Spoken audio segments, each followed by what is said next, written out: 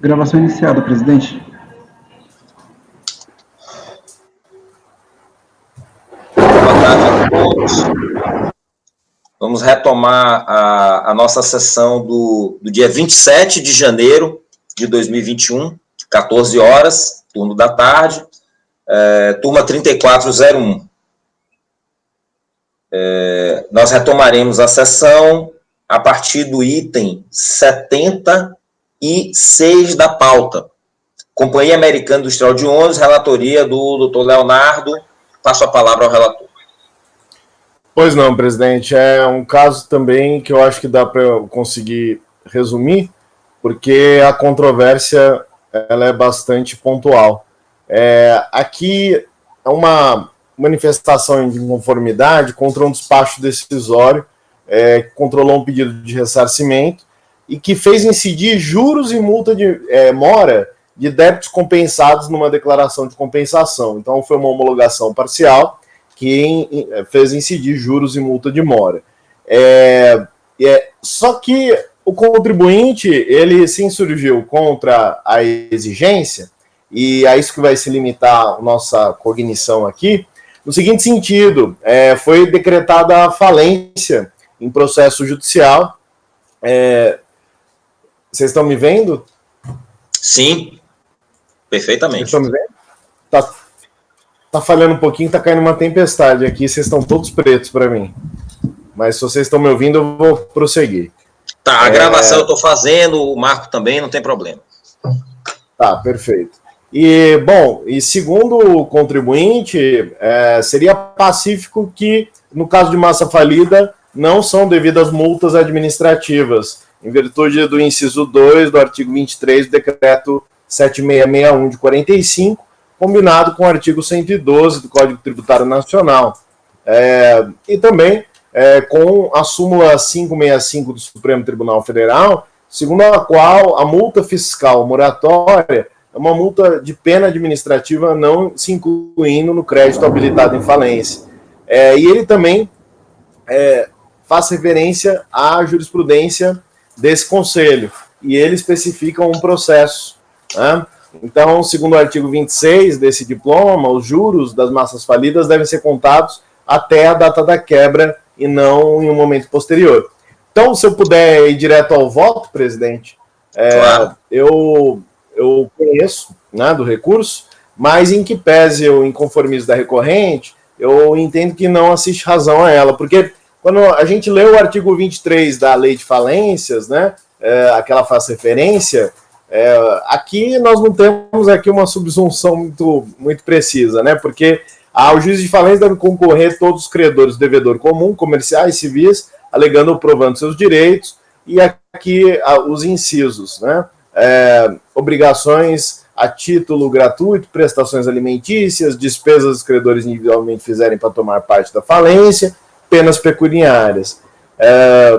Eu não concordo plenamente com a fundamentação dada pelo acórdão recorrido, porque nós temos aqui uma jurisprudência pacífica do STJ que reconhece caráter administrativo da multa moratória fiscal. Mas o fundamento do meu voto é no sentido de que, mesmo que nós possamos reconhecer o caráter administrativo da multa fiscal, o artigo 23 do decreto, ele só indica que as penalidades elas não podem ser reclamadas na falência. Então, ainda que da perspectiva da eficiência do lançamento seja inócuo, né, tanto faz, o CARF não é autorizado a deixar de realizar o lançamento ou derrubar o lançamento por esse motivo. E basta a leitura do artigo 26. Contra a massa não correm juros, ainda que estipulados fossem, se o ativo apurado não bastar para o pagamento do principal. Então, em relação a juros, só o juízo falimentar responsável pela apuração de haveres da massa falida vai ser capaz de determinar se o ativo apurado é suficiente para o pagamento do principal. Portanto, se será possível ou não a cobrança dos respectivos juros. E quanto à jurisprudência que a contribuinte traz no seu recurso voluntário, o acórdão, ele na verdade é contrário à sua pretensão, né? Juros moratórios correm contra a massa falida e a hipótese em que eles não são cabíveis por indisponibilidade do ativo para pagamento principal, é estranho o processo administrativo fiscal, da mesma forma que nesse caso. Então, eu proponho conhecer e negar provimento ao recurso voluntário, e esse resultado ele serve para os dois processos pautados para hoje do mesmo contribuinte. É como eu voto, presidente. Ok. A minha dúvida esses juros aí, essa multa moratória, ela é juros moratórios,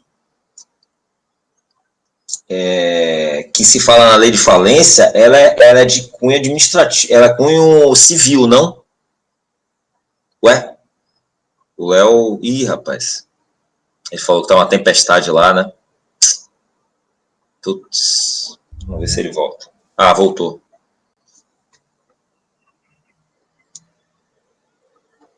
Conseguiu voltar, hein, Léo? Voltei. O negócio tá feio aí, né?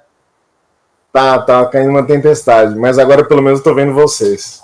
Massa. Ô, Léo, essa multa, essa norma da lei de falência, ela não é para juros em crédito de natureza não tributária, não? Acho que não seria talvez o caso de não conhecimento. Eu tenho dúvida se aqui seria, a gente pode conhecer dessa... Eu pensei em não conhecimento. É uma matéria também, estranha, mas... é uma matéria tributária. Uma matéria estranha, exato. É uma alegação que não tem muita... Mas como ele alegou isso no recurso voluntário, eu não sei, é o fundamento que ele escolheu, né? Eu estou afastando esse fundamento. Quase um não conhecimento, né? Mas acho que é mérito. Ou sim, talvez, né? Ele talvez tenha aplicabilidade, talvez não possa ter até caráter tributário, possa influenciar na do juros tributário, em fase de liquidação, de execução judicial.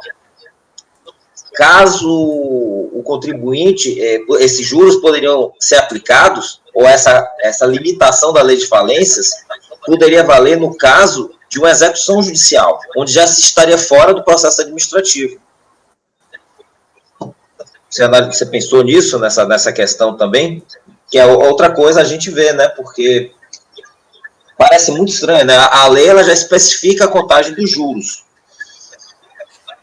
Mas o que é que acontece? Os juros correm até a constituição do crédito, eles continuam correndo durante o processo administrativo. Massa, tá tendo eco aí, né? Alguém com áudio aberto aí. E, posteriormente, talvez na execução judicial,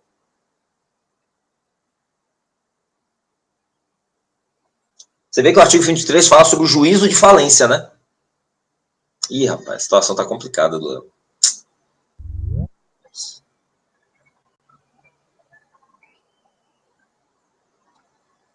Oi, Léo. Ouvindo bem? O artigo 23 da lei de falência, ele fala ao juízo da falência devem concorrer, tal. É uma situação já de execução judicial, né? Ele fala que não. E ele fala, só para complementar essa análise do artigo 23, não podem ser reclamados na falência. Então, eu acho que, na verdade, é o que não pode ser reclamado para fundamentar o pedido de falência. Não no sentido contra a massa falida, entende? É porque tem vários tipos. Você pode declarar falência, né? Tipo, você autodeclarar falência, ou um credor pode pedir a falência da empresa. E nesses casos, existe uma série de requisitos para você pedir a falência de outra empresa com base em créditos reconhecidos, jararara. Então, acho que o que ele está dizendo aí é que você não pode pedir com base em penalidade, em juro e outras questões.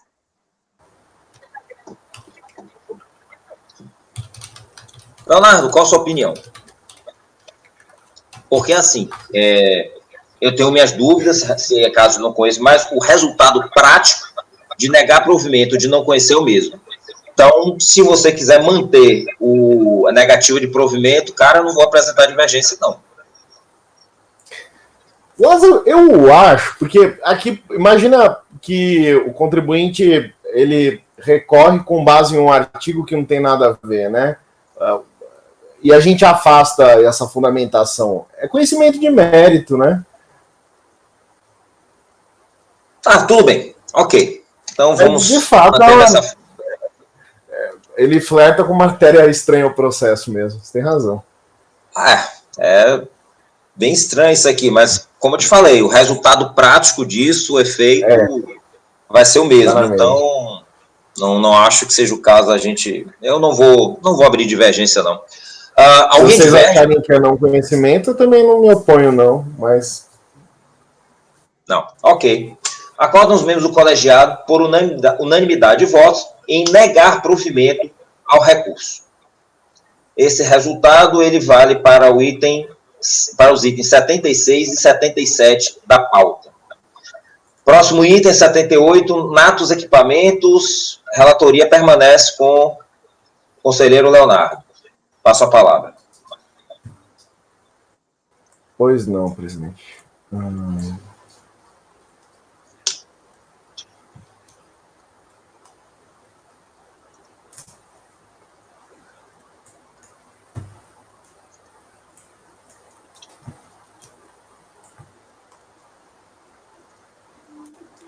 Presidente, é uma manifestação de conformidade contra despacho decisório que deferiu parcialmente pedido de ressarcimento e homologou compensações pleiteadas até o limite do crédito reconhecido.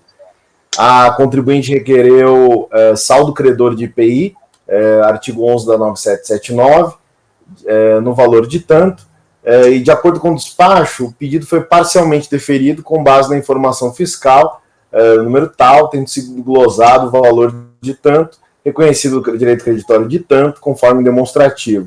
A postulante apresentou manifestação de conformidade, em que ela alegou que, na apuração do saldo credor do trimestre, a fiscalização considerou só os créditos básicos, mas não existe qualquer norma que impeça a compensação de créditos básicos de períodos anteriores com débitos apurados em períodos posteriores. A questão já foi julgada favoravelmente à mesma empresa, em outro processo, o que vincularia o presente julgamento, e a DRJ decidiu pela parcial procedência do pleito em um acórdão assim emendado.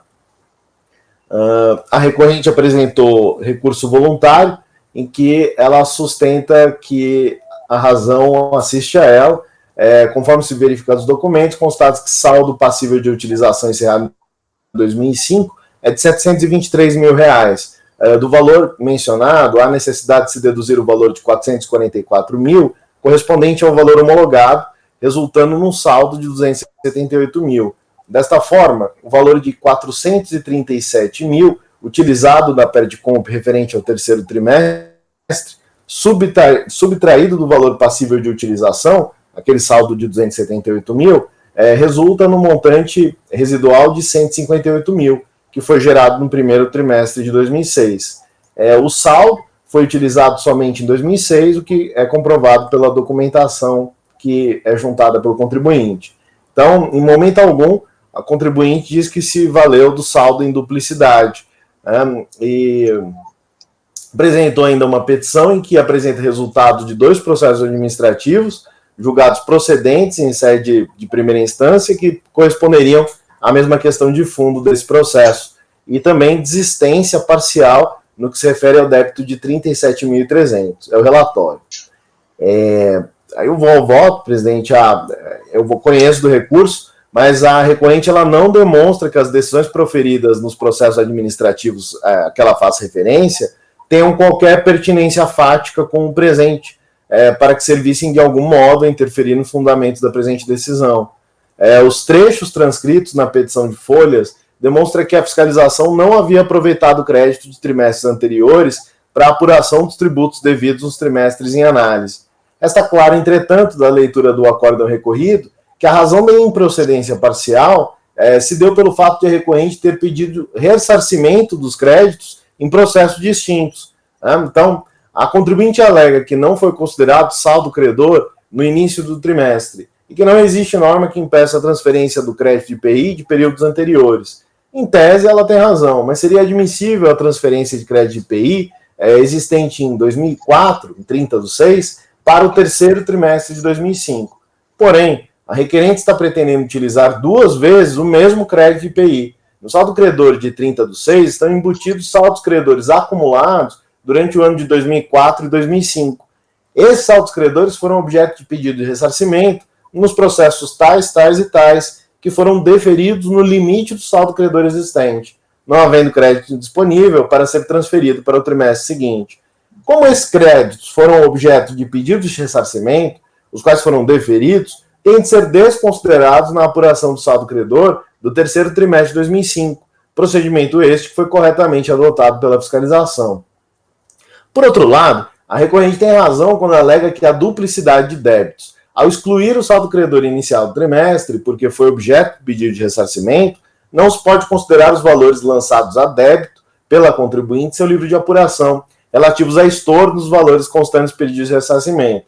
Como se verifica, não foi única e exclusivamente a exclusão do saldo credor, mas o pedido de ressarcimento realizado em 3 diversos processos, afirmação que não foi impugnada pela recorrente. Assim, não tendo ela apresentado fundamentos ou fatos suficientes para afastar as conclusões alcançadas pela DRJ, propõe a manutenção do acórdão recorrido pelos fundamentos apresentados. A unidade de origem deve apurar em que medida a desistência parcial da recorrente afeta a liquidação do presente acórdão. Ante o exposto, eu vou fazer só uma correção, eu voto por conhecer parcialmente devido a essa desistência de um valor de R$37 mil e negar provimento ao recurso voluntário. É como eu voto, presidente. Ok. Alguém diverge? Acordam os membros do colegiado, por unanimidade de votos, em conhecer parcialmente do recurso e, na parte conhecida, em negar-lhe provimento. Próximo item da pauta, ainda é relatoria do Dr. Leonardo, item 79, recorrente Ronaldo. Os itens 79 e 80 são iguais, são sobre IPI, isenção de IPI em virtude de deficiência. Nós temos aqui um recurso voluntário contra acórdão que, por unanimidade de votos, julgou improcedente manifestação. Em resumo, é um pedido de isenção de IPI para aquisição de automóvel de passageiro. O despacho, ele indeferiu o pedido porque ele fundamentou dizendo que a deficiência visual deve abranger os 2 olhos. O caso desses 2 recursos é a mesma coisa. A gente tem uma baixa acuidade visual em um dos olhos, o que caracteriza uma cegueira monocular. E esse é o ponto. Como a cegueira não é dos 2 olhos, o despacho ele negou a fruição da isenção. E indo para o voto, em que pese o racional desse voto está lastreado no artigo 111 do CTN, já há muito tempo se consolidou o entendimento que, especificamente, em relação à cegueira, ela é compreendida de uma forma finalística pelo STJ. Portador de visão monocular tem direito de concorrer em concurso público às vagas reservadas aos deficientes. Mas a gente não precisa chegar a tanto. Aqui se aplica a súmula CARF número 121, segundo a qual a isenção do imposto de renda, aqui por analogia, prevista no artigo 6º, referente à cegueira, inclui a cegueira monocular. Aqui eu trago os precedentes. Então, considerando-se o fundamento subjacente à súmula CARF número 121, como aplicável ao caso, voto por conhecer e dar provimento ao recurso voluntário. É como voto, presidente. Cegueira monocular. Alguém diverge? Eu divido, porque é o caso de isenção de IPI, No caso de isenção de imposto de renda, existe disposição normativa específica, Agora, no caso de isenção de IPI, só abrange aquelas deficiências que estão listadas no decreto, E a visão monocular não é o caso. Com todas as venhas e discussões que isso pode gerar, temos que aplicar estritamente a legalidade nesse aspecto, mas não só essa, como outras que aqui a gente já discutiu, me parece o tanto enquanto discriminatório e não um critério de desigualação. Contudo, vamos aplicar.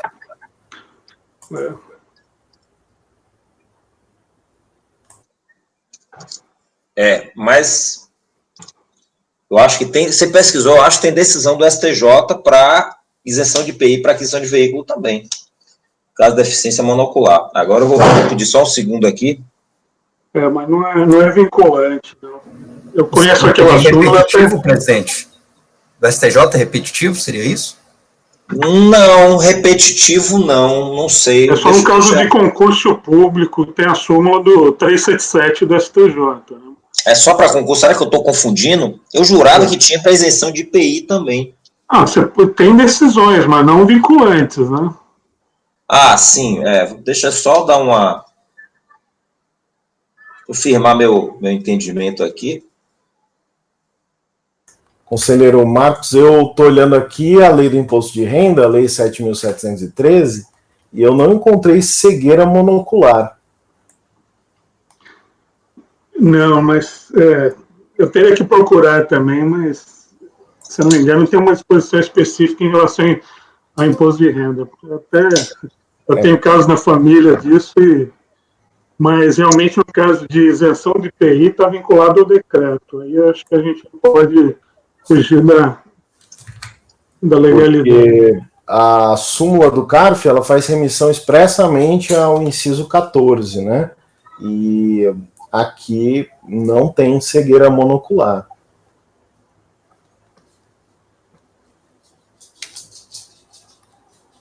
Só cegueira. Então, a súmula do CARF, para fim de imposto de renda, ela está dando uma interpretação finalística para cegueira. É uma espécie de cegueira, é a cegueira monocular. Então, fundamento, eu acho que tem.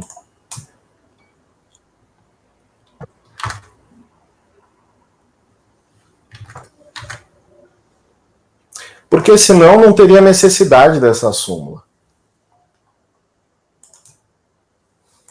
Olha, estou vendo algumas decisões aqui no STJ e me parece que o Marcos tem razão, viu? O STJ está vinculando já chegou essa discussão lá sobre a isenção para aquisição de veículo, né? A questão da cegueira monocular já chegou, mas não está sendo conhecido ou está sendo mantida a decisão do TRF.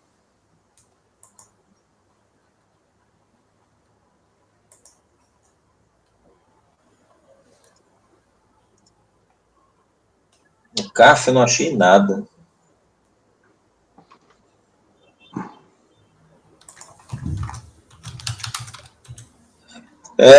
Diga-se ainda que a isenção tributária, nos termos do artigo 97.6 do CETEM, está atrelada à edição de lei formal específica, não se admitindo, portanto, nem o uso da interpretação analógica, muito menos a extensiva, conforme artigo 111 do CTN. Confesso que eu estava enganado, viu? Eu ia dar essa...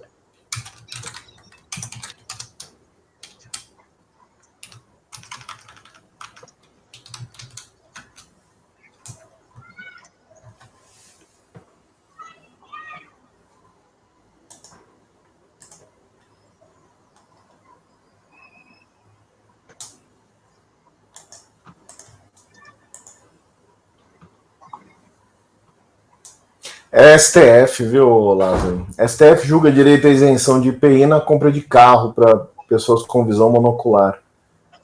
Tá lá, né? Eu tava no STJ, tá lá no STF, isso? 2 de julho de 2020. Opa! É o ARE 1.238.915. Deixa eu ver se tem repercussão. Cara, o que é que não tem repercussão? Qualquer decisão tem repercussão, não? Acho que agora todas. Né? É condição de prosseguimento, né? Uhum. Achei aqui, não tá 24, só para contrariar o Lázaro mesmo. 21 de 10 de 2020.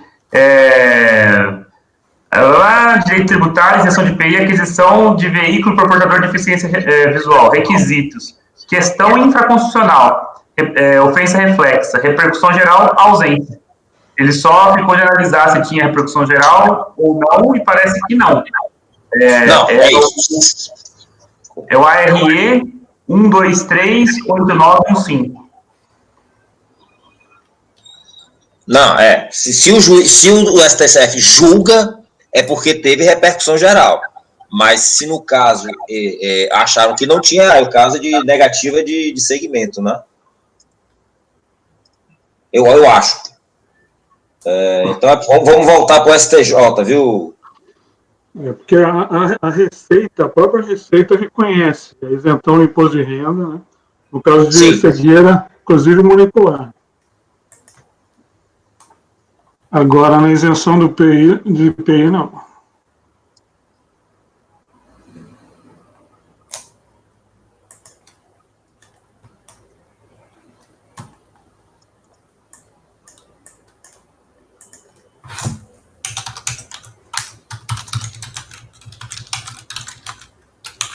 Rapaz, deixa eu calar minha boca aqui.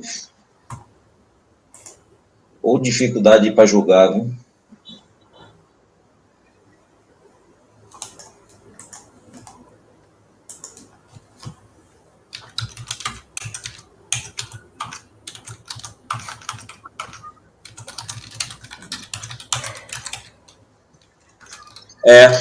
Eu vou acompanhar. Leonardo, você vai mudar seu voto? Não, eu vou manter, Lázaro. Você vai manter, né? Acho que eu vou acompanhar, então, o Marcos, porque realmente eu não...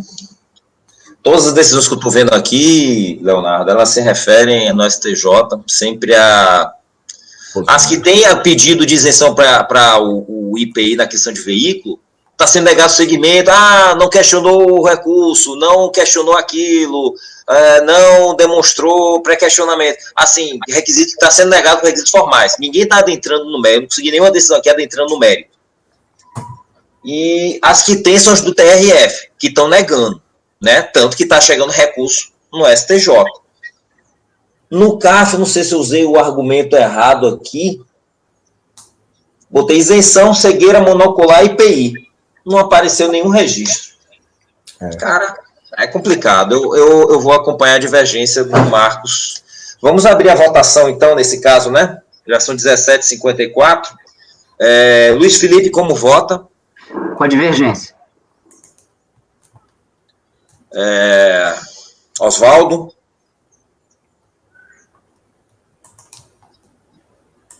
Também com a divergência, justamente porque a própria lei dispõe que o requisito, não apenas o decreto, está lá no melhor olho, artigo 1º, parágrafo 2º da lei 8989 de 95. Ele fala justamente do grau de etc. Então, vou pela divergência também. Ok. Doutor Marcos? Divergência, né? Você inaugurou a divergência, na verdade. Eu vou divergir. Você inaugurou a divergência. Fernanda? Com a divergência. Lara? Acompanho a divergência, presidente. João Paulo?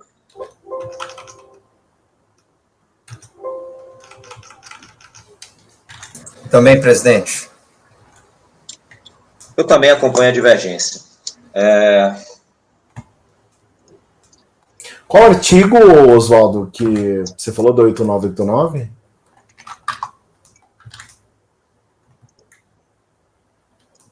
Se tiver vedação...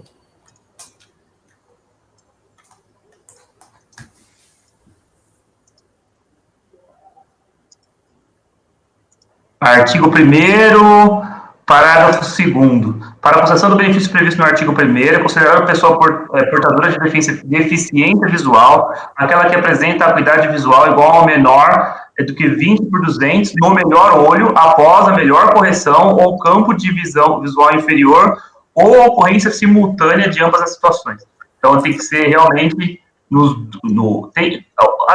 pode até ser cegueira monocular, mas tem que se enquadrar dentro dessa tabela aqui e dentro desses requisitos, pelo que você narrou aí, não é o caso. E um dos olhos, ele tem uma visão que não é prejudicada assim.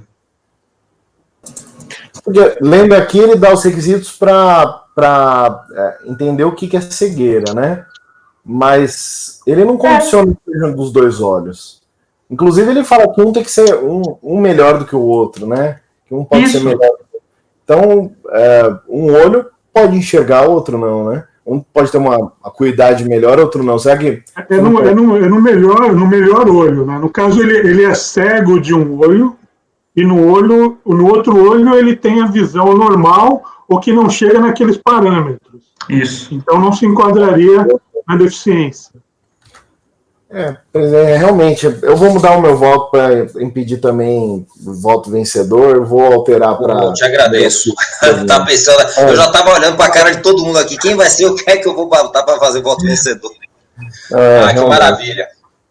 Beleza, Léo. Então, acordam os membros do colegiado por unanimidade de votos em negar provimento ao recurso. O Ademir, agora vai ficar fácil, o Leonardo? Processo pedido de isenção. Mesma coisa. Exatamente mesmo caso. Cegueira monocular. Cegueira monocular, isenção do IPI, mesmo resultado, então. Tá. Então, para o item 80, recorrente Ademir Ferreira da Silva, também alguém diverge? Acordam os membros do colegiado por unanimidade de votos em negar provimento ao recurso. Eu tenho voto antigo nesse sentido, por isso que eu levantei essa questão. Eu até fico triste porque eu tenho caso na família de visão monocular, eu entendo bem como é que é. E alguns estados, eles concedem isenção de CMS, né? Mas a IPI já é diferente. É complicado, né? Ok. Marco? Aqui, presidente.